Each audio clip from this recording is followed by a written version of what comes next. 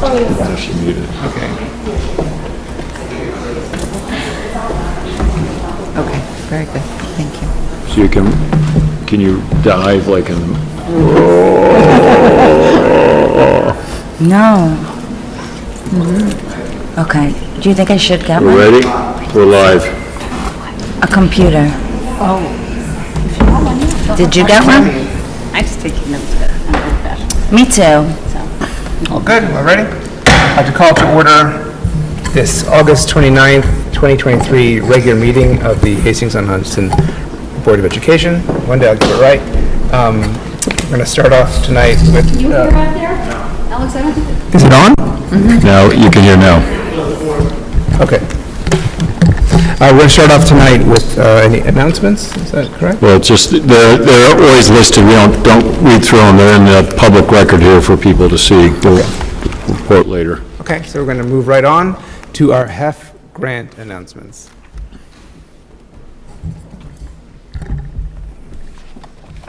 Welcome. Hi, good evening.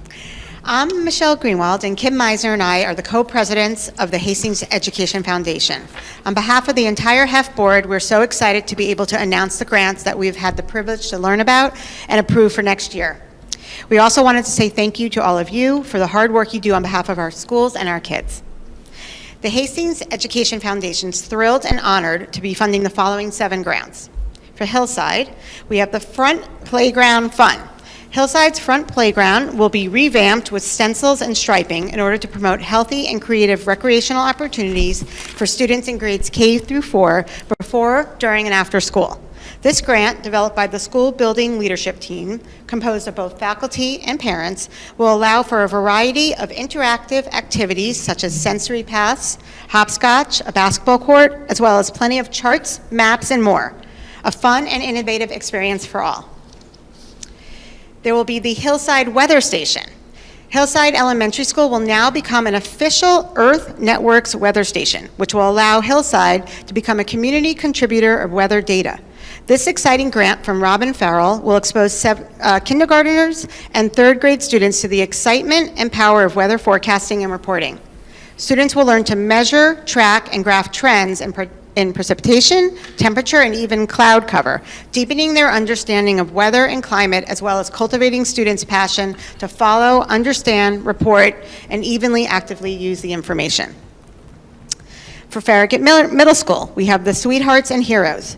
Jeanette Coker will bring back this highly regarded anti-bullying program that was such a success for Hillside and the high school last year, now for our middle school students.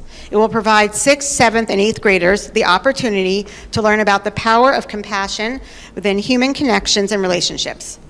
Bystander empowerment will again be promoted through a mentoring program in which middle school students will be trained to work with younger students, teaching them the importance of leadership, empathy, and other character skills. For Hastings High School, we have the anodizing niobium, an intersectional exploration of art and chemistry. Faye Barenfeld and Lorianne Salaski are bringing this unique cross-disciplinary learning experience to students in chemistry and drawing and painting or portfolio development classes.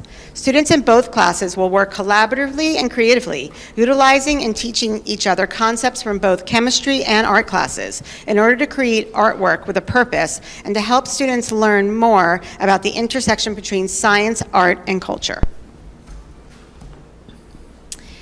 Also for the high school, we have auditorium lighting improvement and upgrades. This grant from Phyllis Udice enables HEF funding to contribute 2 additional spotlights for this exciting and needed upgrade that will advance the performing arts programming for all Hastings theater and music students from grades 5 through 12. This new lighting will improve the audience experience, as well as significantly enhance the skill development, performances, and general experience of all students involved. The LED lighting system will also make the theater more energy efficient and will last for many years to come. Then last for the district, Facing History and Ourselves. Janice Mateo Toledo and many key members of the Hastings faculty are excited to continue supporting our district's partnership with Facing History and Ourselves, a highly regarded organization that provides professional learning and support for educators, with a focus on teaching for equity and justice, benefiting all grades K through 12. While a small number of educators have received training so far, there are many more to go, so HEF will support additional funding to continue this training across the district, thereby providing an opportunity for a more systemic, coherent, and focused approach for our DEI efforts. And then finally, restorative practices. The programming from this new proposal from Peter Scotch, Janice Mateo Toledo, and Camilla Dawkins will provide all administrators, faculty, and staff with new tools and approaches to managing negative behavior, with a focus on relationships, respect, and the well-being of others. As we learned when award-winning facilitator Duke Fisher visited our schools last winter, implementing restorative practices and the concepts of DEI embedded within them into our district schools promises to improve the school climate, strengthen the social-emotional skills of our students, and help to develop empathy and perspective. As the grant describes, instead of using punishments and rewards to influence the way students behave, restorative approaches address the underlying reasons for hurtful behavior and nurture the desire to repair harm by treating others with care and respect. The HEF Board always appreciates how lucky we are to be able to support the creative and inspiring grants that come from our amazing teachers and administrators each year. The Grants Committee and the Board were particularly impressed by the innovation and quality of the grants submitted this year, as well as the clear and thoughtful manner in which they were presented as a whole. We are inspired by the district-wide efforts in restorative justice and the ongoing development of equity, socio-emotional learning, and civic education. The HEF Board feels that these initiatives hold immense importance in fostering a more inclusive environment for all students and strengthening the overall capacity of teachers across the district. We also continue to be blown away every year by the generosity of this community, the donors, the bidders, the partygoers, everyone, and we were thrilled at the wonderful energy and success of the gala this year. Please mark your calendars now for next spring's gala, May 3rd, 2024. We can't wait. Excellent. Thank you. Thank you very much. Any comments or questions? I just want to say thank you. I think every year we know what an incredible thing it is that the money that you give to each of the schools, and the teachers and administrators so appreciate it. I know it must be, at least I remember, that it used to be very difficult to make some decisions because there's so many incredible things proposed to you, but it's such a gift that you give to the schools. Yeah, and I would second that. You know, it's like the delta, if I can say, of those dollars. You know, I think we all pride ourselves as a district on having kids think out of the box, and all these little things are just, you know, I have a friend who's a meteorologist, and he grew up in Yonkers, and he lived on the waterfront there, and I asked him at some point, you know, how did you get into meteorology? And he said his room used to just look across the river to the, you know, to the Palisades, and he would just watch the sky and notice the weather, and it's like the smallest little thing that makes something happen for a kid. So it's really thrilling to see these, and it's a great set of grants. So thank you. It's great. Thank you. Thank you so much. I just wanted to say I really appreciate the breadth of all the different things that you categorized in terms of how they're really going to reach students in very different places, not only developmentally, but also in their level of interest. And, you know, some of these have been programs that I think people have been championing for a long time, but without the really dedicated, you know, volunteerism of people like you and people who are active in HEF, we really benefit, and we owe such a, you know, debt of gratitude for you, to the two of you, and certainly to the rest of the organization, to the benefit of our students. So I just really want to give a very sincere thank you, I know on behalf of myself and everybody else at this table, and the students. It's like, you know, we all think about it, of course, when the gala comes up in May, but there's so much work that I know you see it along from like the first back to school night. So thank you for like year after year coming back to the table with all this hard work. It really reaps a lot of benefits for us. Thank you. Thank you. So I might add one. So I mean, you know, Kim and Michelle know that, and you were very generous, that there's a lot of work, and tonight the three principals are here, and certainly Lou and Amy, I'm going to use first names. You know, there's a lot of work to balance at least two truths. Let's help our teachers really have a shot here, a voice, a chance for their creativity, and also let's have this be, if you will, a coordinated autonomy, coordinated work amongst our teachers, and you've really been a great partner in that. And the principals were front line on that, reaching out in their buildings. So Scott, this will be part of your job coming up soon, reaching out in your buildings to foster that individuality and also then how does this fit within a larger plan and scope. We're hoping the portrait will start to even give us more of a framework, but you really, I mean, this is a point of real pride for Hastings. Some of you know I have a big, deep background in the world of philanthropy and education, that intersection, and so I speak with some, dare I say, expertise that this really, what you do in that balancing and the working with us and asking us to be more systematic, honoring the teachers and their individuality and their voice, and also be systematic. And I think, so there's a lot behind the scenes here that have really helped produce here, and we thank you for being great, great partners on this. I also want to, again, give a shout out to Lou and Amy, who have really shepherded key work so it gets to you in a way that makes sense.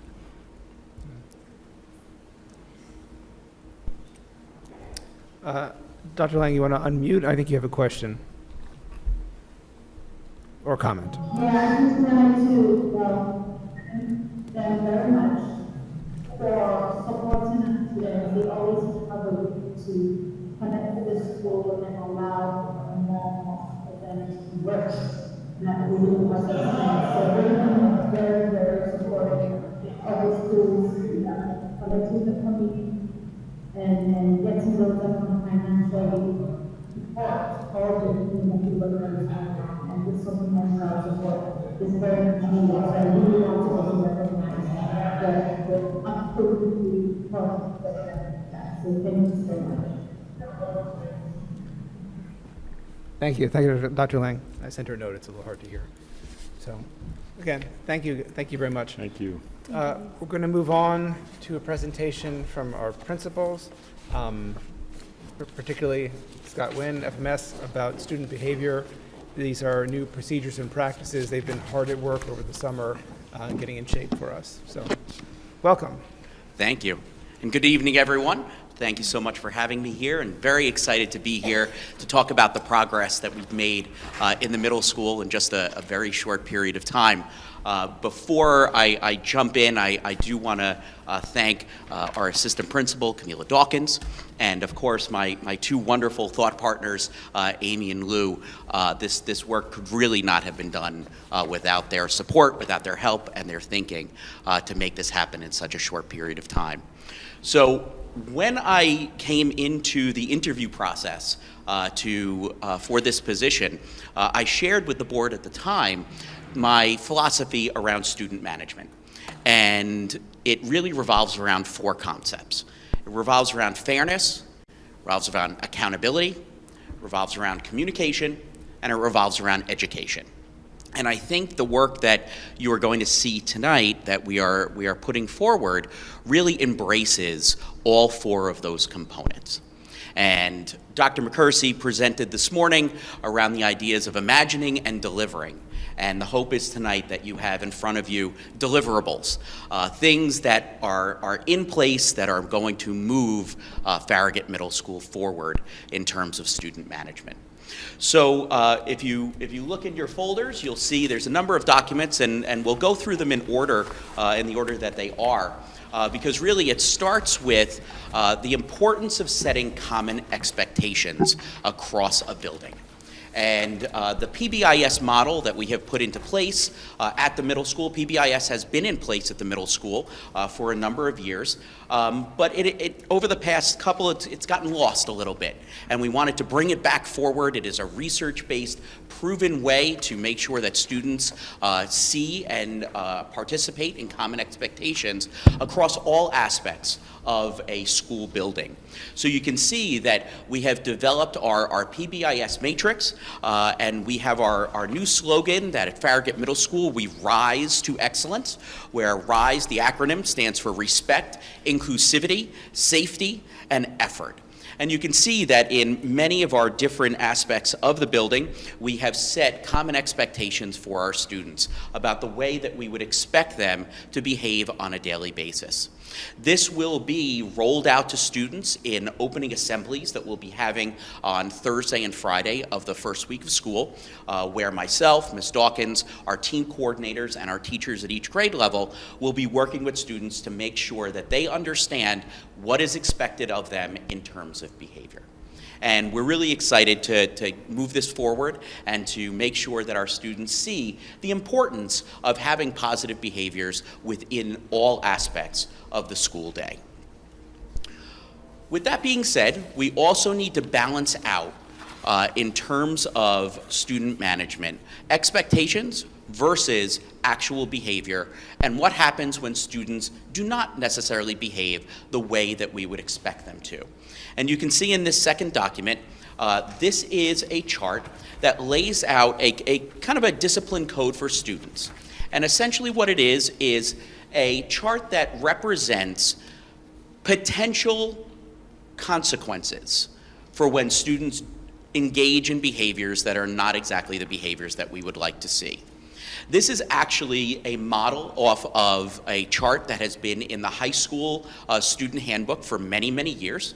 And we adopted it and we kind of changed it around a little bit to make sure that it was developmentally appropriate for middle school students. And it's really important to note that behavior is an individual thing. This is purely a guideline. We will still look at every single incident that happens in the middle school, but this is an opportunity for students to see that we are holding them accountable for their behaviors, that there will be consequences that go along with the behaviors that they're going to exhibit while in the building.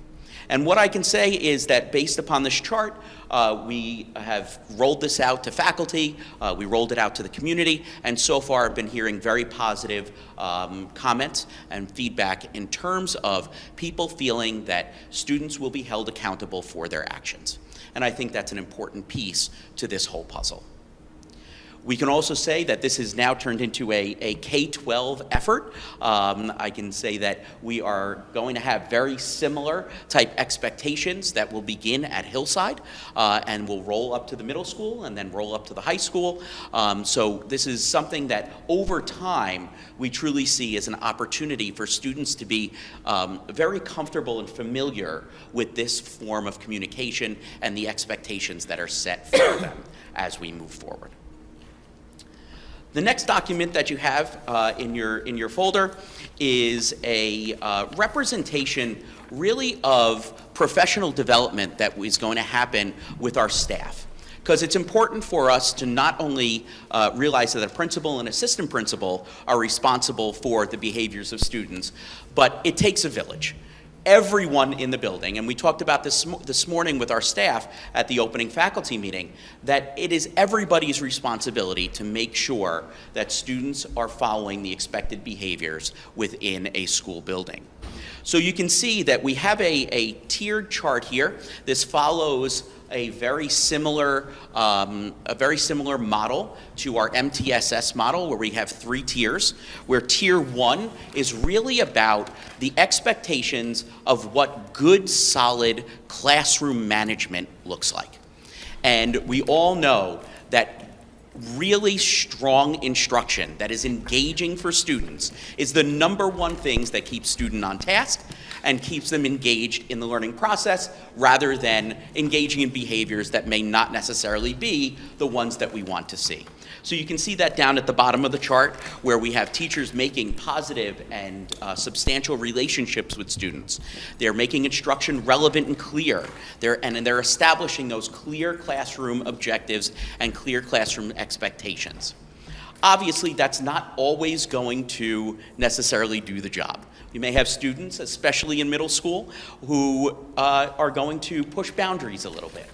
And that tier 2 is really where we have teachers that are intervening when students are not necessarily following their expected behaviors, where students are expected to follow those clear expectations, where teachers are warning students, they're having private conversations with them, they're reminding them on a consistent basis of what's expected in terms of behavior in the classroom, and if it happens to get to that point where they're assigning some appropriate student consequences based upon the norms that they've set within their classrooms. And you can see on the right-hand side some of those tier 2 examples. Student might use some inappropriate language, they might be late to class, they might be unprepared for class. Those are all things that a teacher would engage with a student on a regular basis. Unfortunately, we all do know that There are students that engage in behaviors that go beyond that. Or we may see students that repeat behaviors. And that's where we get to our tier 3, where students would then be referred to administration. And we will talk about that as we move to our next sheet. So in order to make sure that we are following those 4 basic premises of student management, of fairness, accountability, communication, and education, we have to remember the communication piece. And today we really talked about the importance of the communication loop. And within that loop, there are some really key members. There's the administrator, there's the staff member, there's the student, and there's the parent. And what we have seen based upon feedback is that pieces of that communication loop may have fallen short in the past. So one of the things that we did over the summer is that we redesigned the student referral form. And this form, as you can see, is a pretty detailed form, but it provides the opportunity for the communication loop to be documented and to make sure that it is closed on all sides. And you can see that on this form, we've got the description of the event. We have the staff intervention. So what steps has the teacher taken in order to make sure that the student behavior has been addressed? Have they provided warnings, referrals? Have they conferenced with parents? What kind of parental contact has been made by the staff member? And then you can see at the bottom the administrative intervention. So when this form comes to us, we then take this to the next level. We take it to whatever may be appropriate for the specific behavior that is happening. So it may just be that the administrator is going to interview the student and is going to provide a warning and really have a discussion with them about maybe some restorative practices that need to be put into place, or talk to them about what are those appropriate behaviors and how are they going to demonstrate them in the future. You can see that we wanted to make sure that parents and faculty are recognizing that all of these things are connected back to the district code of conduct, that is truly the driving force behind the expectations that are set for behavior within Hastings. So that's over on the right-hand side. We also added a section down at the bottom to document whether an incident is DASA reportable or not.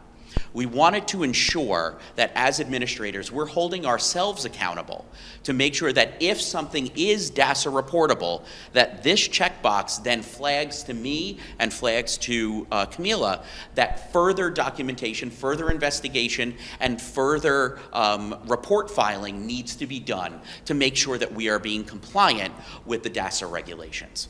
So that's a critical piece for us as well. Another piece as well is the recording of this information. I found that the recording in the past was not necessarily at the highest level that it needed to be.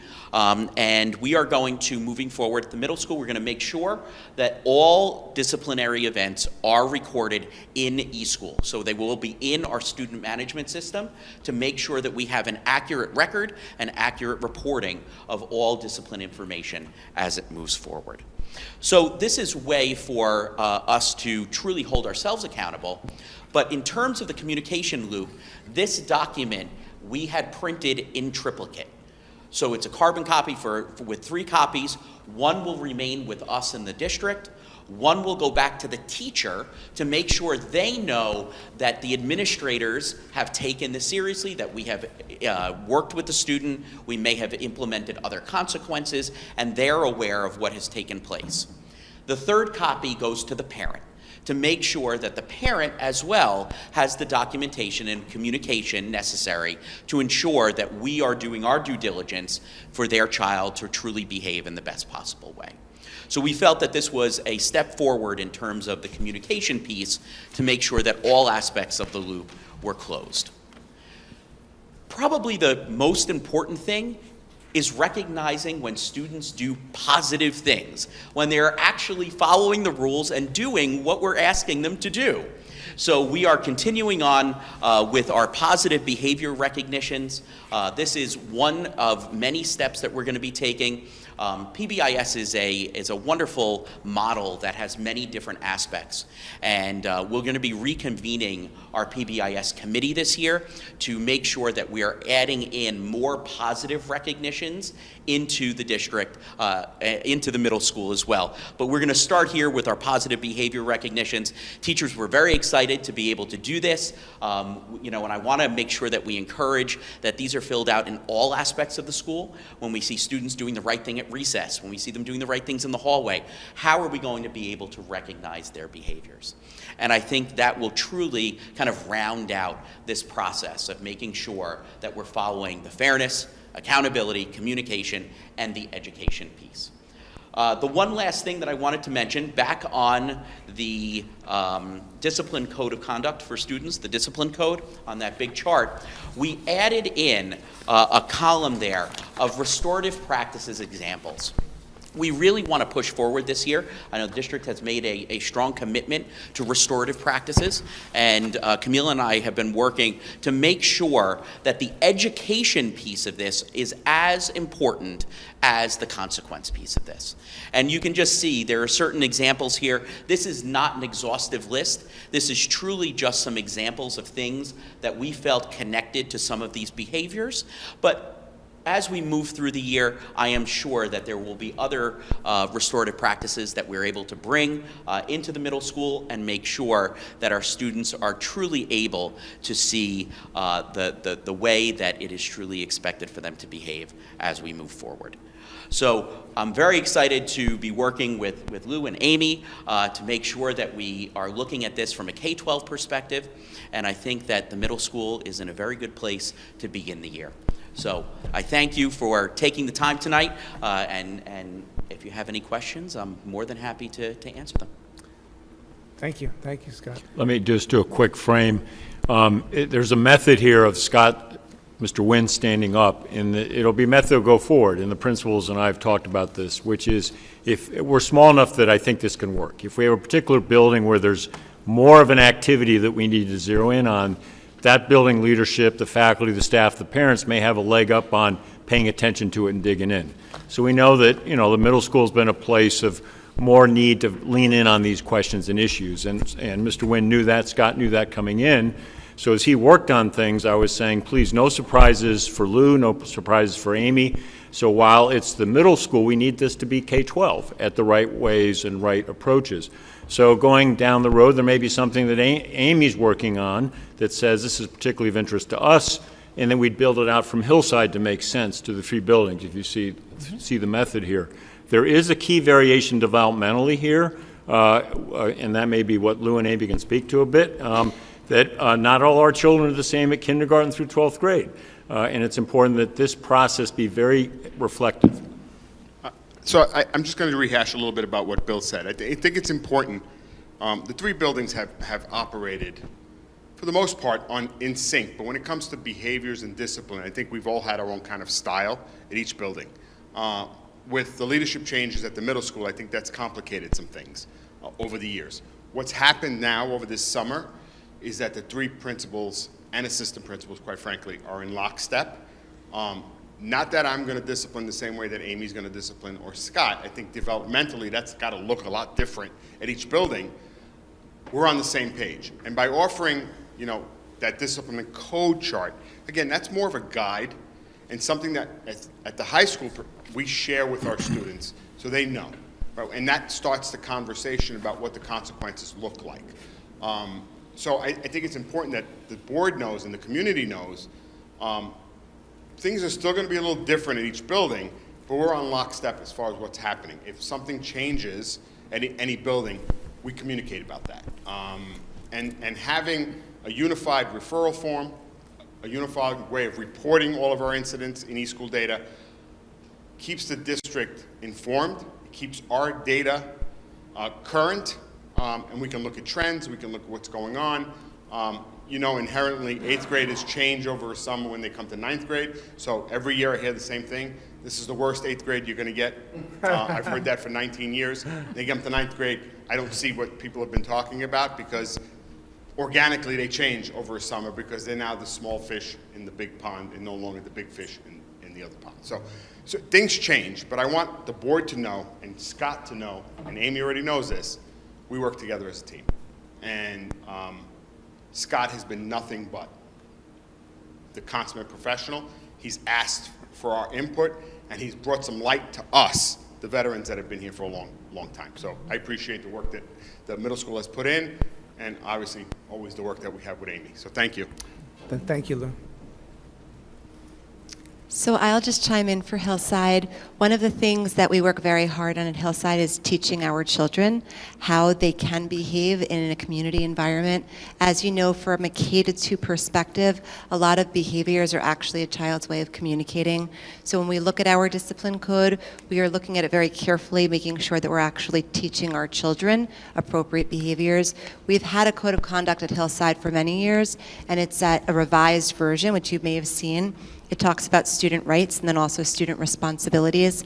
So when an issue arises with a child in regard to behavior, we look specifically at our code of conduct or our discipline code, and we speak to what is your right as a child here at Hillside, and then as a result, what is your responsibility. So for example, one of the things that we see often is how hands or feet or even objects are exchanged, and sometimes it's not in a positive way.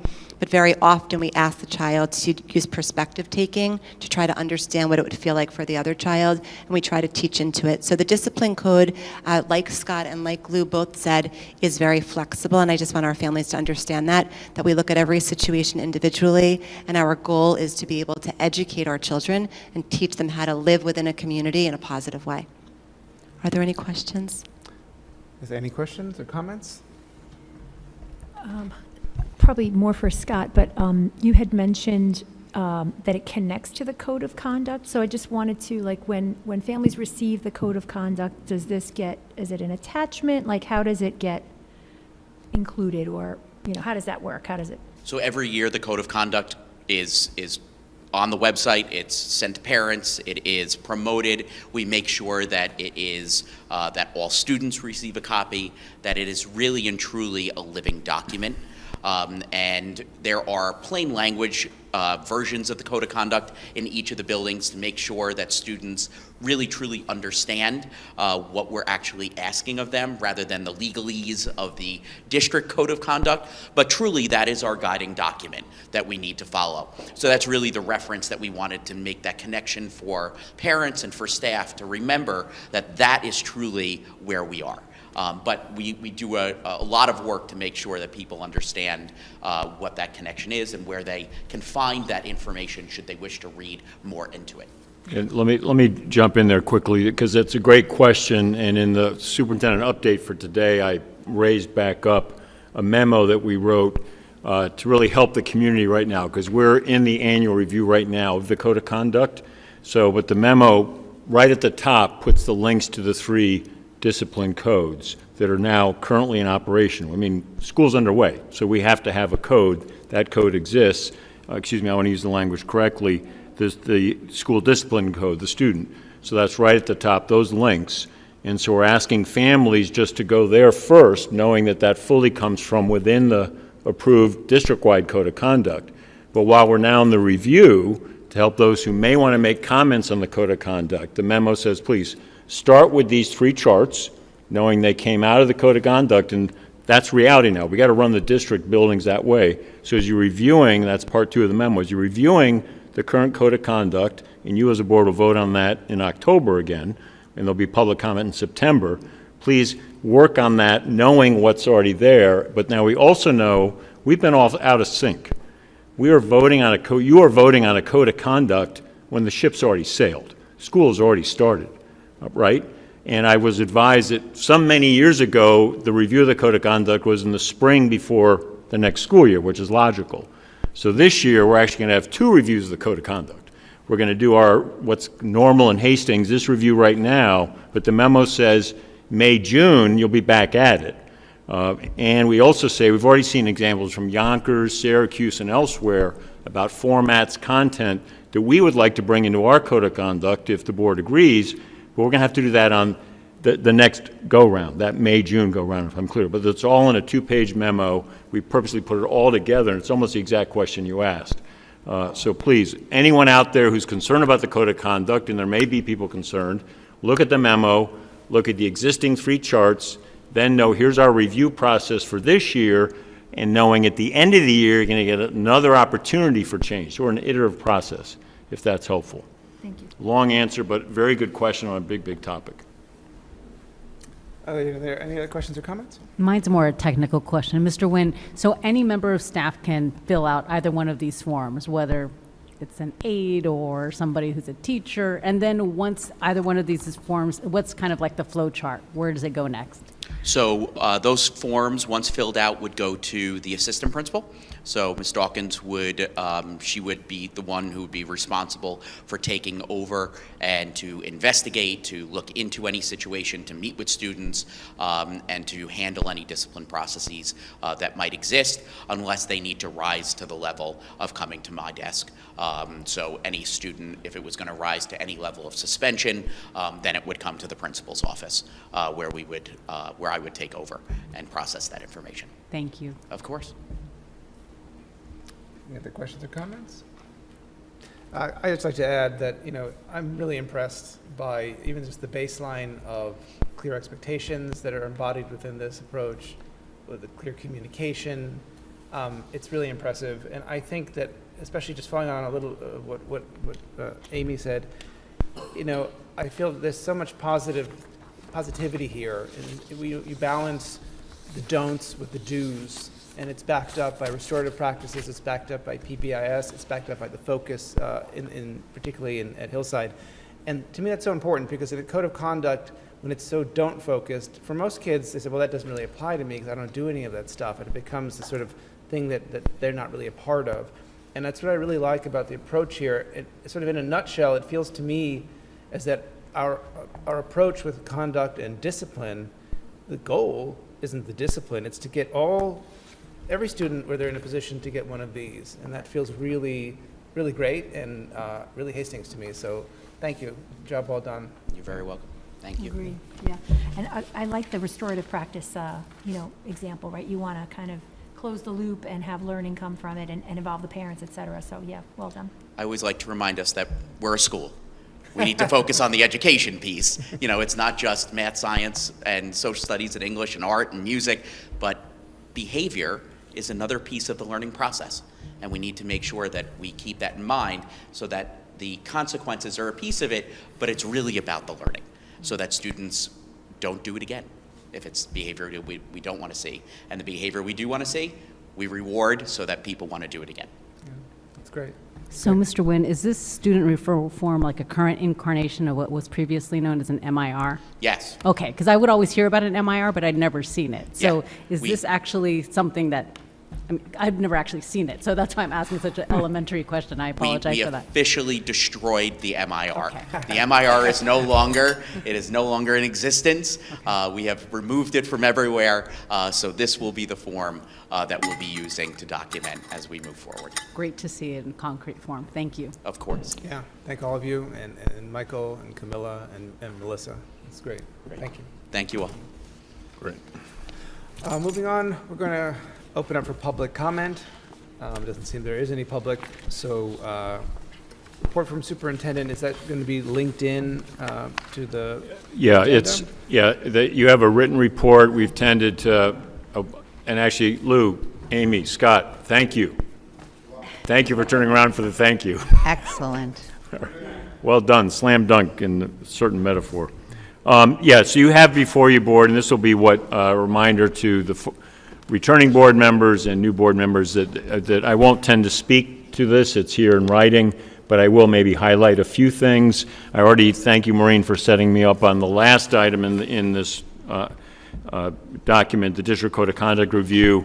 It's important for the community, others paying attention, to look at that, because if they care about the Code of Conduct, please read the memo, because that'll guide you and will help all of us really in this year-long effort to address the current Code of Conduct and then be ready for the following year, with which we think could be a substantially transformed Code of Conduct. The rest of the letter, I think, is fairly straightforward. Alex was in the room this morning, Maureen and Melissa were in the room this morning, Melissa for the opening convocation. It was I'm just reporting, it had nothing to do with me. The energy and the wonder in that room was remarkable, starting with student music performance of the klezmer tradition, both historic and contemporary, 3 of our students, then going to our faculty performing a certain famous song that somebody here might remind us of what it was, a certain Journey song. It was Don't Stop Believing. It was really amazing, and I'd invited some student guests to be there, student leaders, and they were tickled by that. They were introduced. So just a lot of great energy in the room, and food matters, and the tall guy goofed on the food order delivery time, so that meant that there were, while the convocation was starting, Maureen and about 5 or 6 other people were scouring a certain supermarket to come up with, by the time 9:30 the clock struck and the staff rolled out for their food, it was all there. So it was really, yeah. So anyway, good energy, and I hope, knock on wood, that it sets us up well for the year. Actually, let me say one thing. COVID, we are going to have our health department, health office, as much as possible report on COVID. Most superintendents right now, while COVID is still a reality for us, are trying to put that more within our standard flow of how we deal with medical and health issues. So there is a COVID management document, Joanne, and we're just lucky to have such wonderful nurses here, led by Joanne. A week ago, she took the charge from me to redo the management document. I'm saying the following politely: no guidance from the state at all, no help from the state at all. That's not so polite, but it's fact.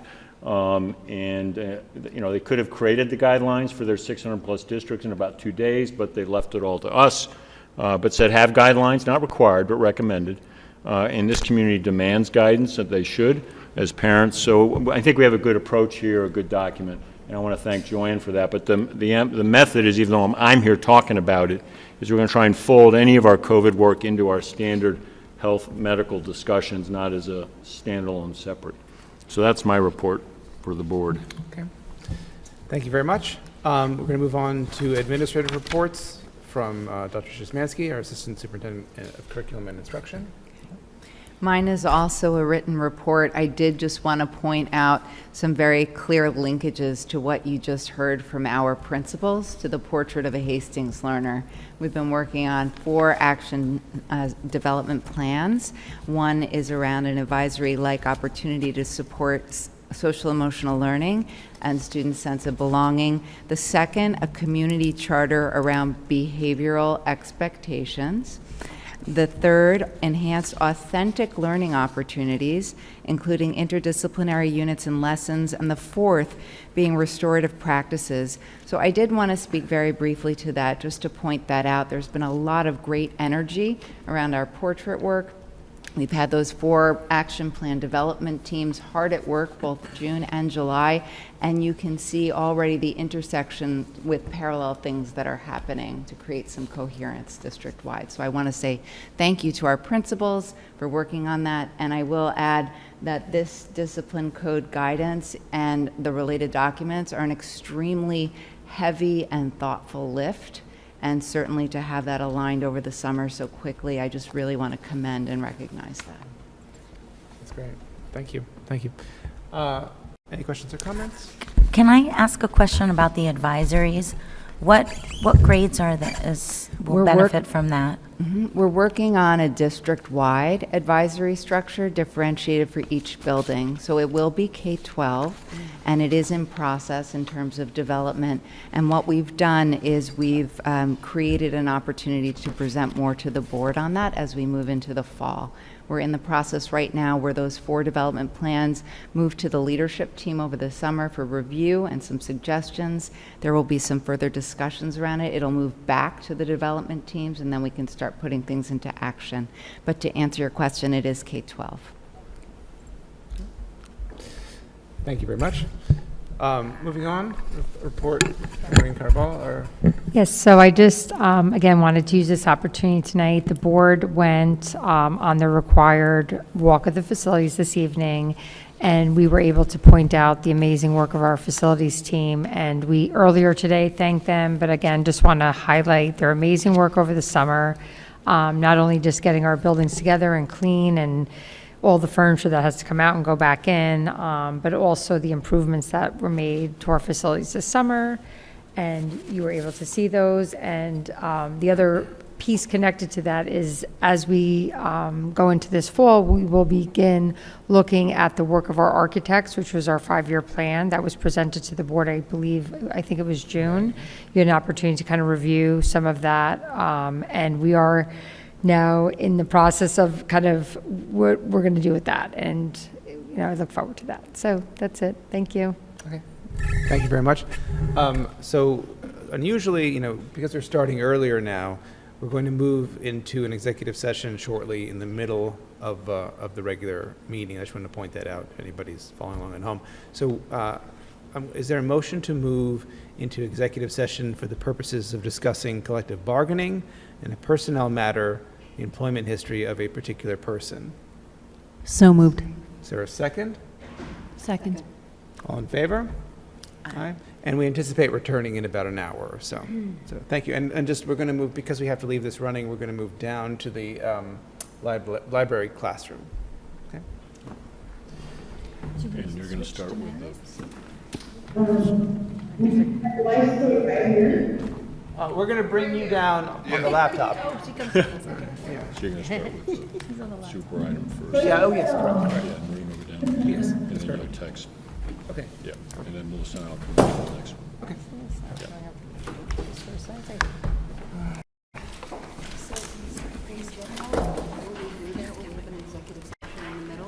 The plan was to have it at the end. I think I understand what today, but I think the end, in terms of number, go faster, text me, know that.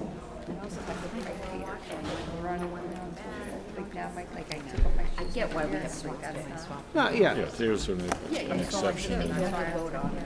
Yeah, you come out and vote, But I just so. think going forward, Yeah, I mean, I don't think we're wedded to if we it. can, Just trying Oh, yeah, to. no, it's a good, either front end or, yeah, either beginning or end is better, for the exact reasons you said. right, I mean, we could do the front end too. I mean, Yeah. Oh, Dr. Lane's already gone. Yeah, and actually, we've been, well, that's what we've been, actually, the design of the 6 was, if we didn't You had a long day, right? My goodness. have any principles, we would have done that. I just wanted them to get done, get home. got it. So this is uncommon. But Absolutely. you're spot on. And part of what we thought It's the right was, thing to do. I we'd just do think, executive at 6, and then we say 7 start. So Melissa, we'll get called in. So, Alex, I'll go with you. yep, makes sense. No, your points are all spot on. I will in the next part. Okay.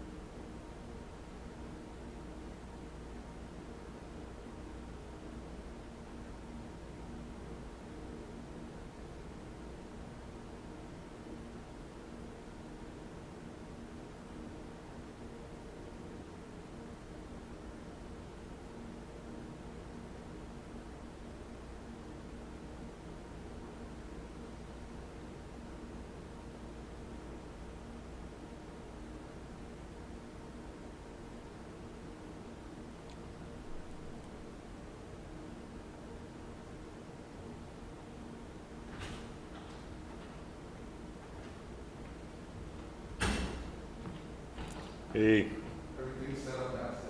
Oh, thank you, sir. Yeah, we won't normally toss them in the middle like this. We'll do it front or back. It just...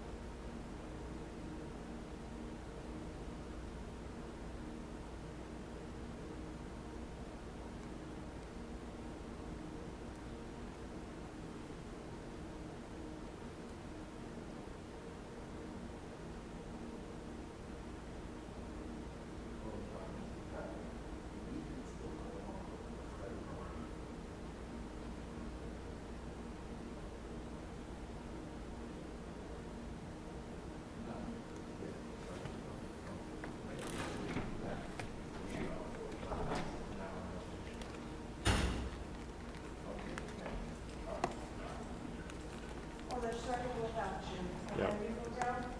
Yep. They'll call me in. So I'll get off camera. I guess we're still live.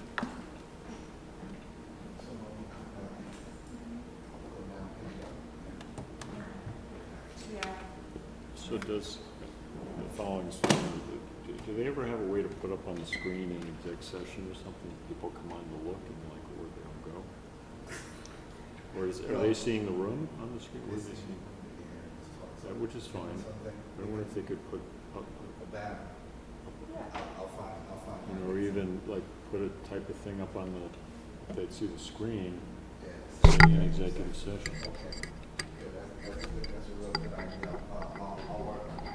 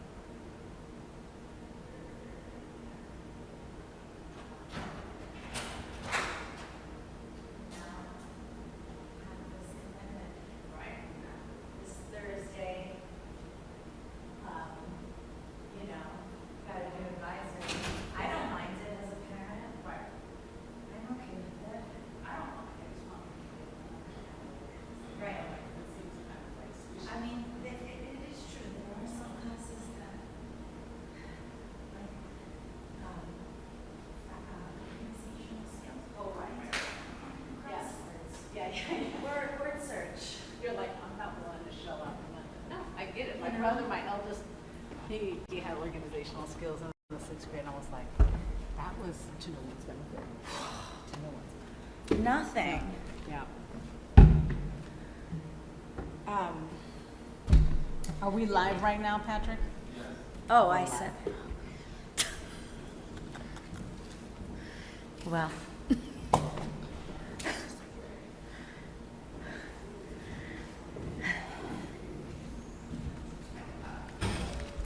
So, Sylvia, are we going through everything? We are going to start wherever we. No, thanks. Sylvia, water? No, I'm good. You're good? Well, you know, I should probably take some. I'm terrible. Let's see, where did we leave off? Where's Patrick? Where we left off. I wish we had cookies. I'm going to tell Melissa this. I don't think that because we're starting early, we don't need to eat. We are live. We are live. Okay. Let's see. Thank you. So where did we leave off? We left off. We did 5. So we're on 7. But these will just be, I mean, all of these will just be depending on whether or not we have questions to ask. Okay. Or comments to make. So to the extent we don't have any comments, most of these should just be like, you approve, you know, the items under number 8 or whatever, and they'll do the whole 8. So it shouldn't be, I mean, the only substantive things I think that we have could or cannot be substantive, like the new business, the committee assignments, I don't know have much to say about that, but in general, but those are like the only 2 potential talking points. You know what I'm saying? Okay. Everything else is voting beyond whatever questions we have, but usually they're not so numerous. Okay. That shouldn't be like a really big time. Was that the laptop announcement? I was just talking about that. Yeah, I'm gonna tell Melissa that we're like hungry. Well, especially because we did the walkthrough too, right? Remember, we're live. And I rushed over, so I didn't have time to thank you. I'm looking forward to my leftover tortellini I left for my kids. Oh, did you? You're good. I boiled Get a this lot show of on that's the literally road. I was like, it's been boiled, guys, bye. Like my middle son is like at his job, my little one's on top. I was like, there's some Cliff Bars over there, see? So we're really enjoying it. These last 2 weeks of summer when there's no camp and there's nothing are a little tough.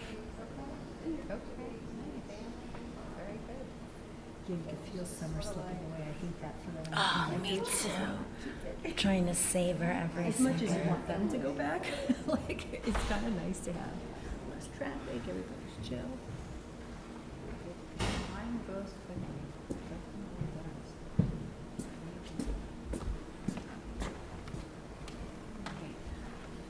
Oh, Bill's not here. Oh, no. Okay. Still live. Okay, still live. Thank you.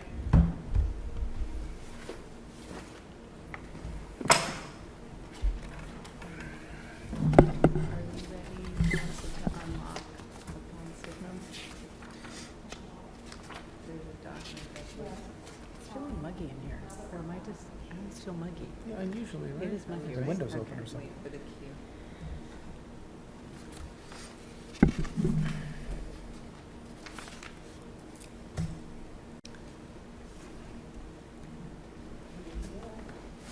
Just Bill and Maureen. Melissa, no. Mics are live, by the way. Just, What? the mics are live, just. I know. Okay. I'm just gonna ask, Maureen? Teresa, do you know when you're doing the other day of the training? I only know of the 9th. Okay. I have to figure out the other day. Yeah. Melissa, can you help us with that? Oh, I took it online. The financial one? Financial? I took it online.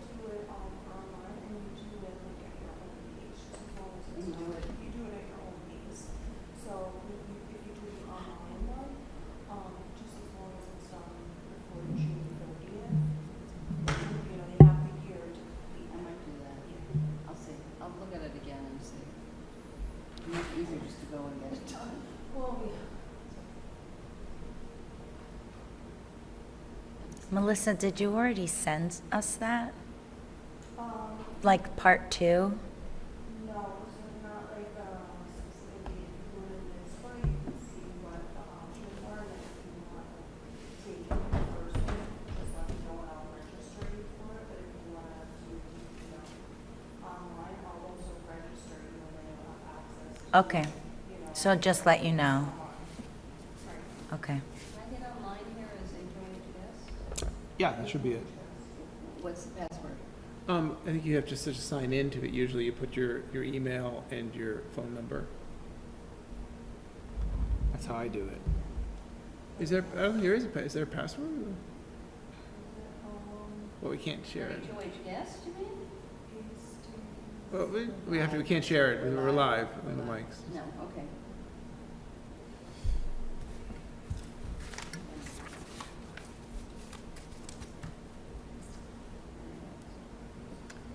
They're just readying the paperwork.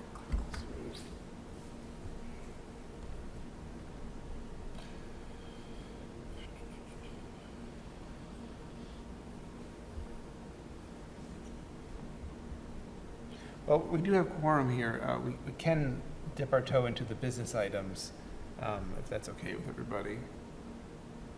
Sure. So we're going to do. I don't have to motion back into regular session, right? Oh, we do? Okay. Yes. So is there a motion to move back into regular session?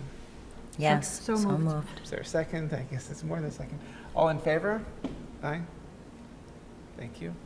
And they're here? They're both here. So moving on to business items. Are there any questions or comments about business items 1 through 24?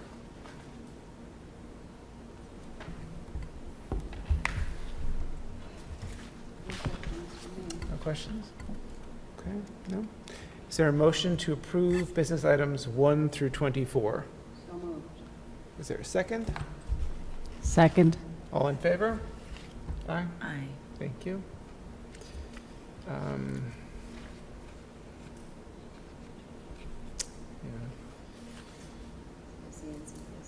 Yeah, I'll go to that.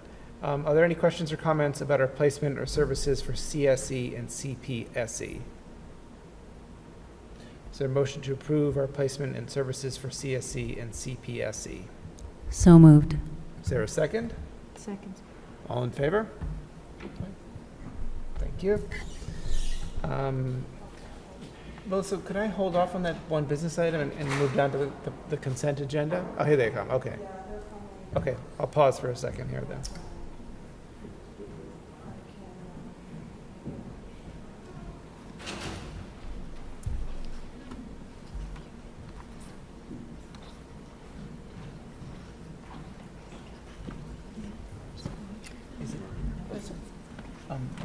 Where does that live now? Where is it? Is it in here? Make sure that we've got it. Because we voted on business items that were listed already. So.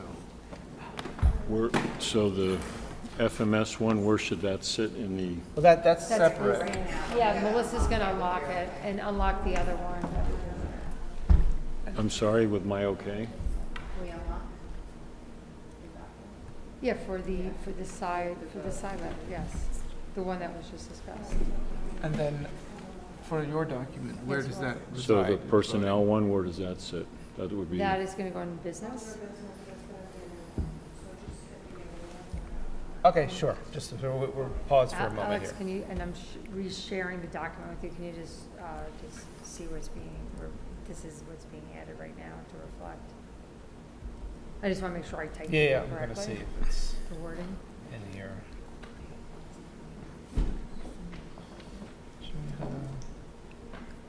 And that's going to be in which part of personnel? Oh, I see it. Okay. Okay. But I also just shared with you a doc. I don't know if you And we are just in voted on Google the Docs. business items up to 24. Additional, yeah. It's on via email? Yeah. Oh, I'll check right now. It should have popped up as a shared doc. That's what's being. Business item 7B is visible if you refresh. Okay, that's what it is. Okay.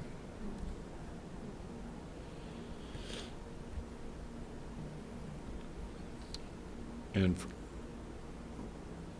for 7B, there'll be an attachment for that?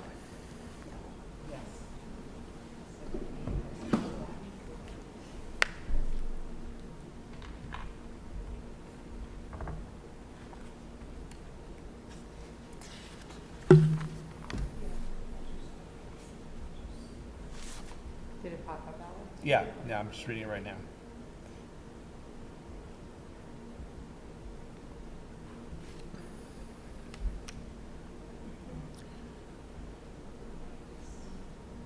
Yeah, that's right. Yeah. And the HTA, the side letter, is that supposed to be attached? It's there, it's there. Oh, it's an executive. Oh, I'm sorry, okay.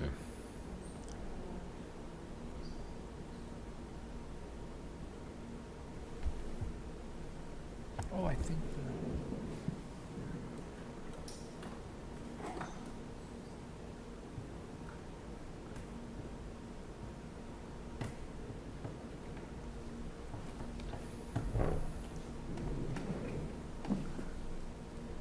Okay.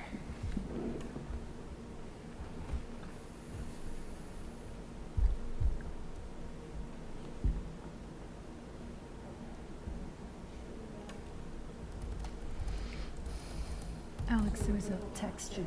Doreen has to go. Should she? I'm just Okay. texting. I'm texting back. Are we good to go on that? Yeah.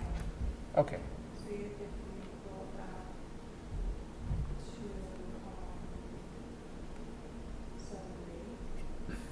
Okay.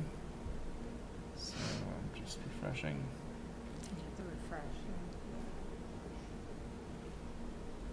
Okay.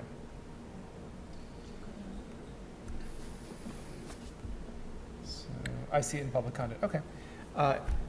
Any questions or comments about our HTA side letter for FMS instructional hours? Is there a motion to approve our HTA side letter which covers FMS instructional hours? So moved. Is there a second? Second. Okay. All in favor? Aye. Aye. Thank you.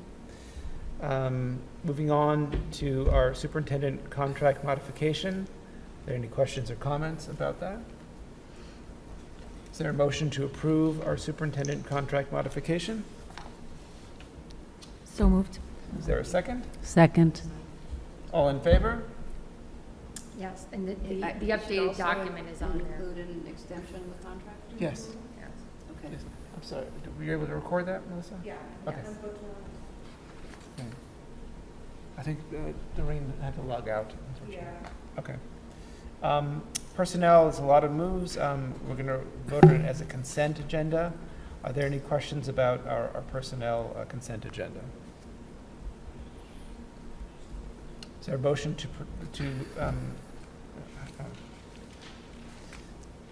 what's the word?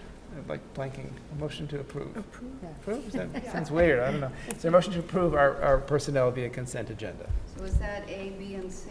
And It's gonna A, B, C, D, E, F, and G. Yeah. Okay. Is there a second? Second.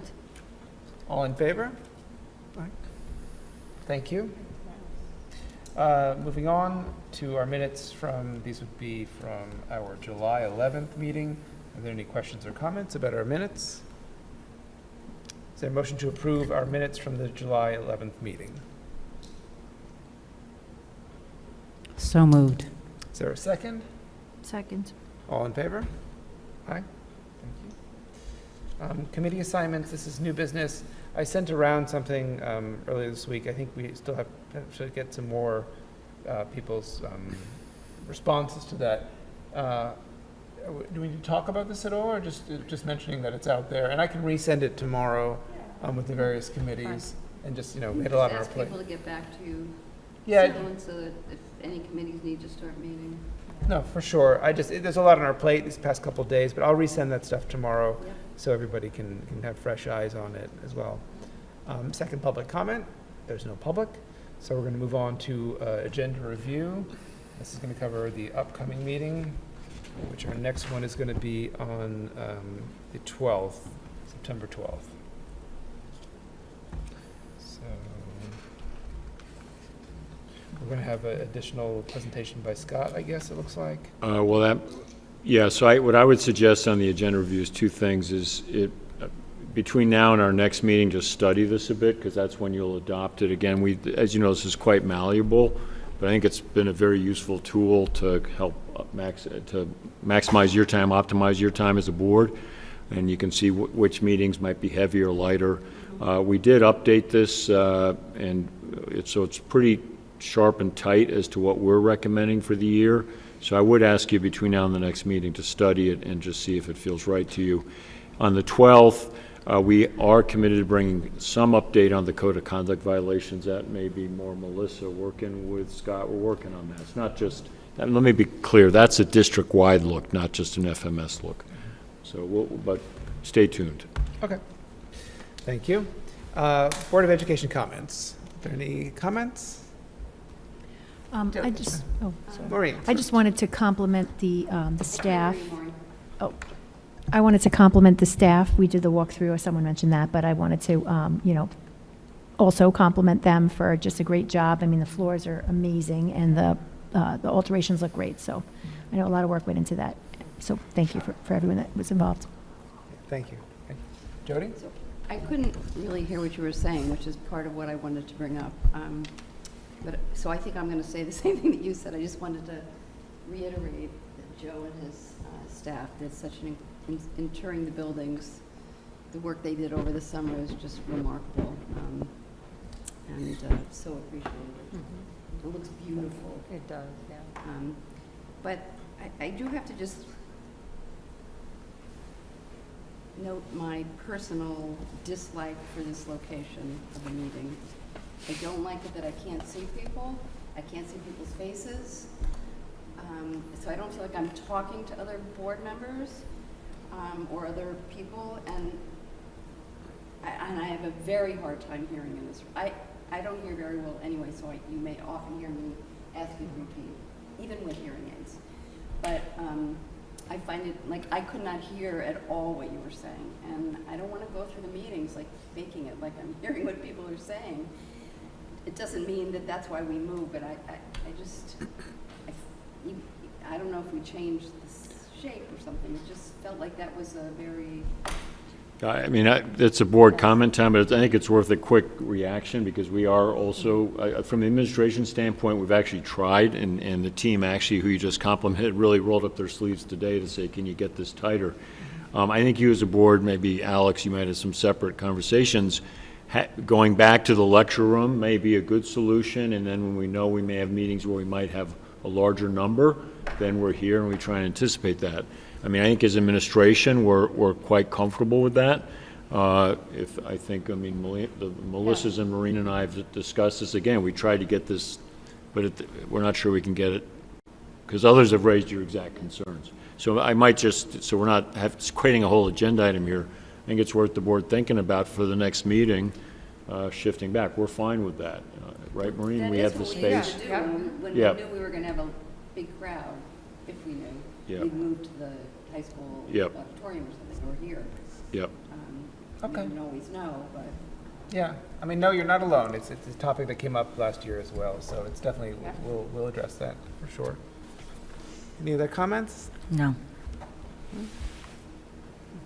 No? All right. Is there a motion to adjourn our meeting? So moved. Is there a second? Second.